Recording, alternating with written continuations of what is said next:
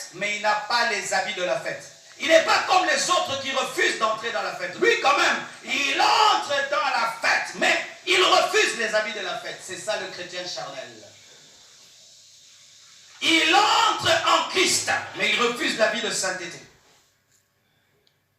Il vient à l'église, mais il va aussi dans les bars. Il est très concentré à l'église, très concentré aussi dans les péchés. Il triche avec concentration, il prie avec concentration. Il est très à l'aise avec les hommes de Dieu, très à l'aise avec les pécheurs. Il est dans les choses de Dieu, mais il refuse tout ce qui est dans certaines choses dans les choses de Dieu. Il aimerait un protocole à son goût. Qu'on le fasse entrer dans la fête, mais qu'il garde ses vêtements. Qu'il devienne chrétien, mais qu'il garde ses habitudes. Qu'il devienne chrétien, mais qu'il garde son ancienne vie. Qu'il devienne chrétien et qu'il bénéficie des avantages d'être chrétien, mais qu'il garde son ancienne vie.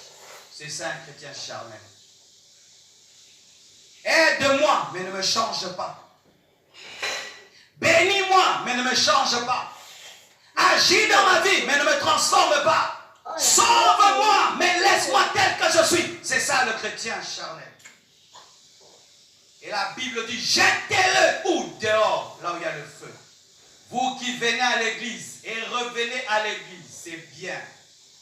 Félicitations. Vous êtes entrés dans la fête. Mais quels vêtements avez-vous? Avez-vous pris les vêtements des noces? La justice par la foi en Jésus et une vie dans la sainteté? Avez-vous cela? Si vous ne l'avez pas, vous êtes des chrétiens charnels et vous serez jetés dans le feu. Septièmement, pour terminer, j'aimerais m'adresser à moi-même, les faux serviteurs de Dieu. Mes frères et sœurs, aujourd'hui tout le monde veut devenir pasteur et serviteur de Dieu. Ça fait cool, ça fait genre, ça fait classe, ça fait staff. Mais sachez, la Bible dit ceci, qu'il n'y ait pas beaucoup d'enseignants, car les enseignants seront jugés sévèrement.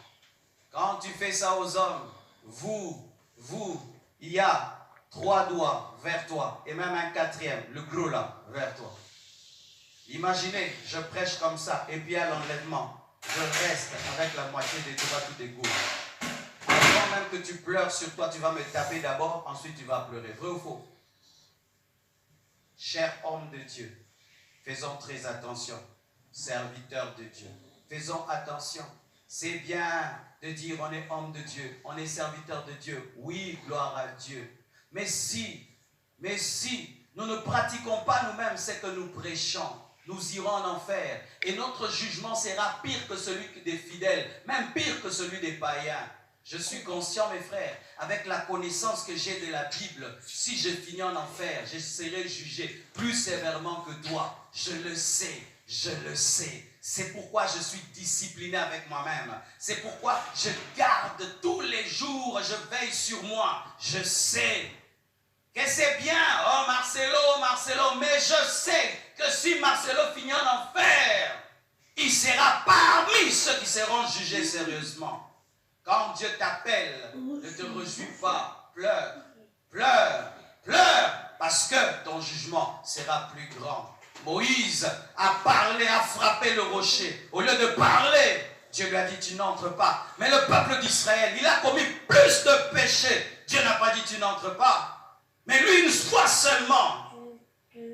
Tu es serviteur de Dieu, tu montes ici, vous montez ici, vous chantez ici, vous chantez la sainteté, vous modérez, vous prêchez, vous montez, vous parlez ici, vous êtes assis devant là-bas. Faites attention. Ce ne sont pas des trônes, ce sont des jugements. Ce ne sont pas des trônes. S'asseoir devant, ce ne sont pas des trônes. C'est dire que vous êtes les plus responsabilisés devant Dieu. Si vous pensez que ça fait classe, ça fait bien, vous n'avez rien compris. Lorsqu'une armée perd la bataille, qui est condamné? Le général d'armée. C'est le général. Mais le général n'était pas à la guerre. Mais on revient vers lui. C'est ta faute. C'est ta faute.